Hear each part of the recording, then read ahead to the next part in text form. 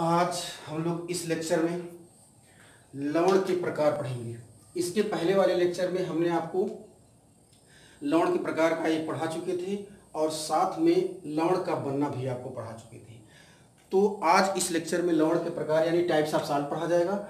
अब ये किस आधार पर पढ़ा जाएगा ये ध्यान देना, on the basis of composition, यानी लवण का प्रकार जो है वो संगठन के आधार पर पढ़ा जाएगा।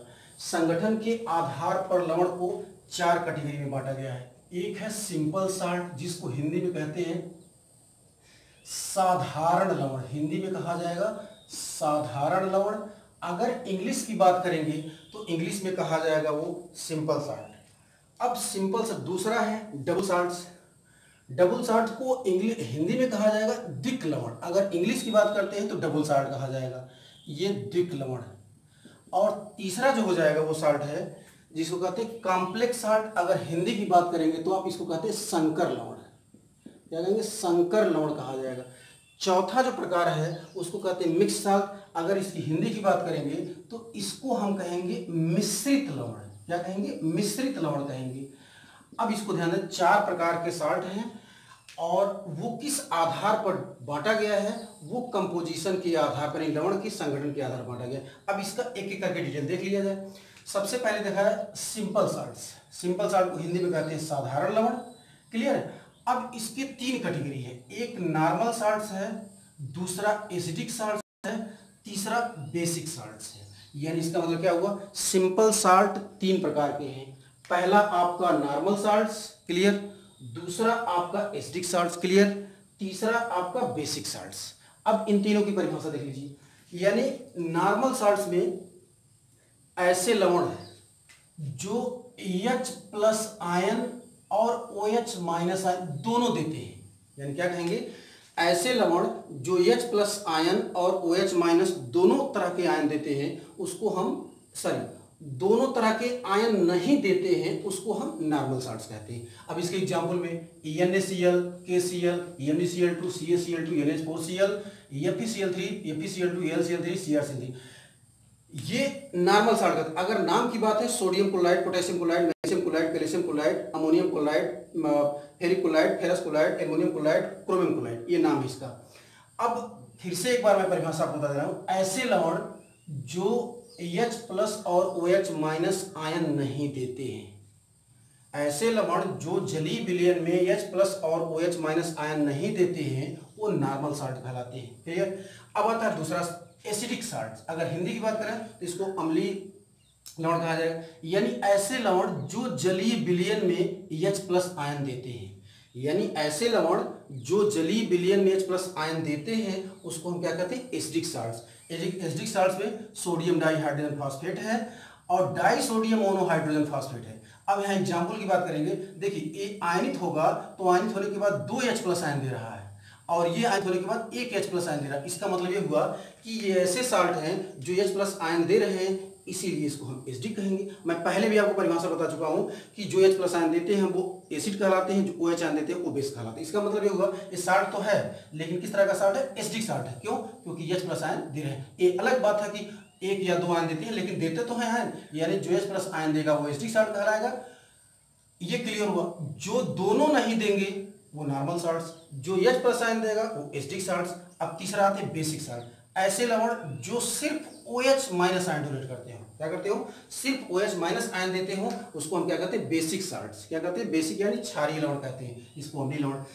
अब आते हैं इसमें कैल्शियम हाइड्रॉक्सीक्लोराइड है, मैग्नीशियम हाइड्रॉक्सीक्लोराइड है। अब इसको अगर आयनित करेंगे तो यहाँ देखिए OH- आयन मिल रहा है, फिर यहाँ देखिए OH-। इसका मतलब ये कैल्शियम हाइड्रॉक्सीक्लोराइड 1 OH आयन दे रहा है, मैग्नीशियम हाइड्रॉक्सीक्लोराइड 1 OH आयन, मतलब OH आयन दे रहे हैं, इसीलिए किस तरह के बेसिक साल्ट है। इसका मतलब ये हुआ सिंपल साल्ट की तीन कैटेगरी मैंने आपको बता दिया।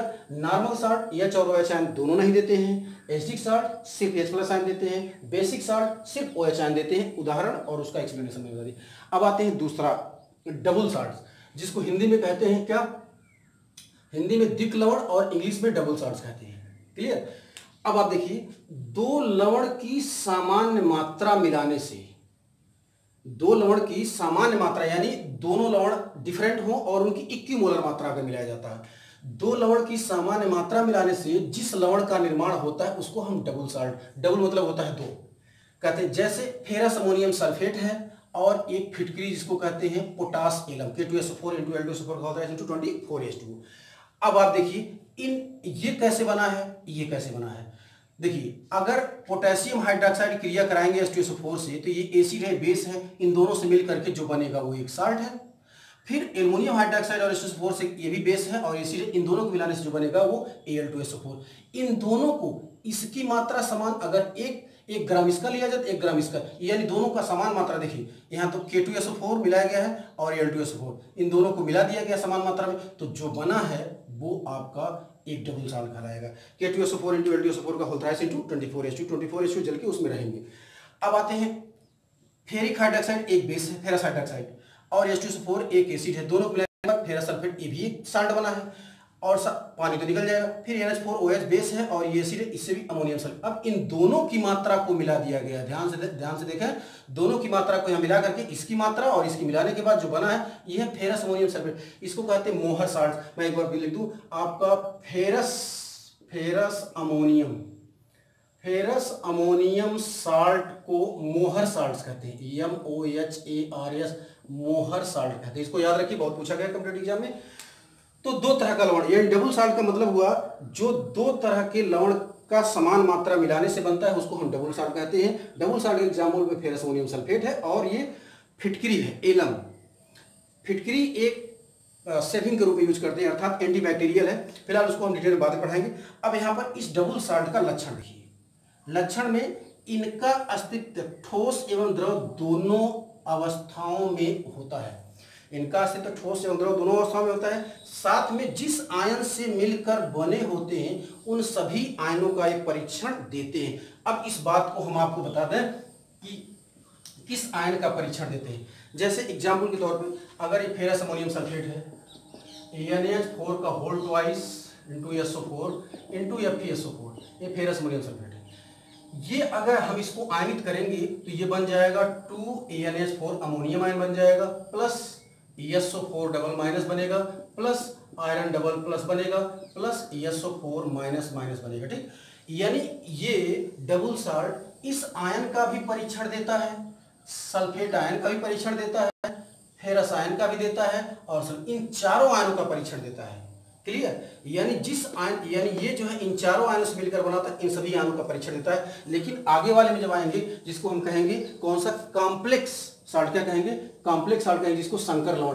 यहां पर एक सेंटेंस देख लीजिए, जिस आयन से मिलकर बने होते हैं उन सभी आयनों का परीक्षण नहीं देते हैं। इसको ध्यान रखना है, क्या उन सभी आयनों का परीक्षण नहीं देते हैं, जबकि यहां पर हमने क्या लिखा है, जिस आयन से मिलकर बने होते उन सभी आयनों का परीक्षण देते हैं। इन दोनों में बहुत पूछा गया, इन दोनों बातों को ध्यान रखेंगे इधर का, और इसको भी आप ध्यान रखेंगे, इसको, ये इस वाले पॉइंट को, यानी इधर की सारी बातें क्लियर हो गई डबल साल्ट। अब आते हैं कॉम्प्लेक्स साल्ट्स। कॉम्प्लेक्स साल्ट में देखिए, कॉम्प्लेक्स साल्ट में अब ध्यान दीजिए, इस प्रकार का लवण उपसहसंयोजी, आपको बता दें उपसहसंयोजी यौगिक वही बनाते हैं जिसकी ऑक्सीकरण संख्या और वैलेंसी वेरिएबल होता है, अर्थात जिसका अंतिम इलेक्ट्रॉन डी में होता है वही बनाते हैं।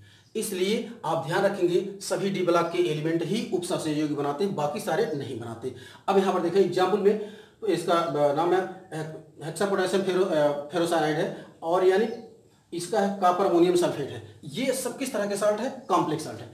इसका देखिए stable only in solid state, इनका अस्तित्व सिर्फ ठोस अवस्था में, जबकि यहां हमने क्या पढ़ाया था, इनका अस्तित्व ठोस एवं द्रव दोनों अवस्था में रहता है, इनका सिर्फ ठोस अवस्था में।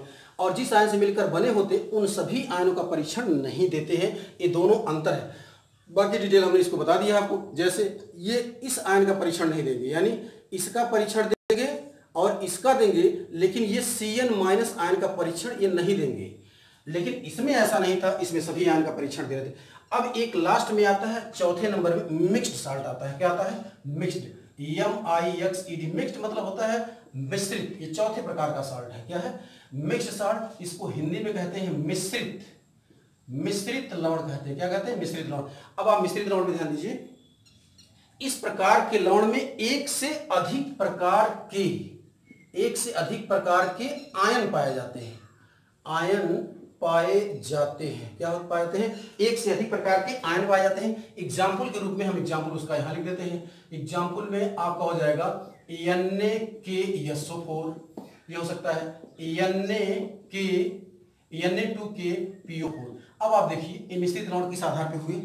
लवण तो दोनों है लेकिन मिश्रित किस आधार पे हुए? आप देखिए एक एग्जाम्पल मैं ले रहा हूं Na2KSO4, इसको जब आयनित करेंगे तो Na प्लस भी बनेगा, प्लस A प्लस भी बनेगा, प्लस SO4 माइनस बनेगा। अब आप ध्यान दीजिए, इसको आयनित करते हैं 2Na प्लस करते हैं, ठीक है, इसको हम 2 कर देते हैं तो ये 2K प्लस हो जाएगा, ठीक है, नहीं ये तो ठीक है, आप सही है, तो K प्लस हो जाएगा। अब यहां पर दें E2Na प्लस और प्लस यहाँ K प्लस और एक मिनट यानी Na2KPO4 का हम आयनित करेंगे तो बन जाएगा 2Na plus plus K plus plus PO4 minus minus minus minus 3 minus. अब आप ध्यान से समझिएगा मिक्स साल्ट में क्या है, इस प्रकार के लवण ए में एक से अधिक प्रकार के आयन पाए जाते हैं। एक से अधिक प्रकार के आयन, उस आयन में धनायन भी हो सकता है, धनायन या ऋणायन भी हो सकता है, दोनों अलग अलग प्रकार के पाए जा सकते हैं। जैसे एग्जाम्पल के रूप में देखिए ये साल्ट है, इसमें सोडियम एक धनायन अलग है, पोटेशियम एक धनायन, ये 2 धनायन अलग अलग प्रकार के हैं, इसीलिए इसको क्या कहा था? Mix salt. एक से अधिक प्रकार के धनायन या एक से अधिक प्रकार के ऋणायन, 2 प्रकार के धनायन हो गए तो एक से अधिक प्रकार के होगा। इसमें देखिए यहाँ एक अलग धनायन है, यहाँ एक अलग धनायन, यानी 2 से अधिक प्रकार के, एक से अधिक प्रकार के धनायन। इसका मतलब मिश्रित लवण में एक से अधिक प्रकार के धनायन या ऋणायन पाए जाते हैं, इसीलिए उसको मिश्रित लवण कहा जाता है। उसका एग्जाम्पल है Na2KSO4 और Na2KPO4 एग्जाम्पल। इसके बाद पढ़ा जाएगा साल्ट हाइड्रोलिसिस। साल्ट हाइड्रोलिसिस जो है अगले लेक्चर में बताया जाएगा।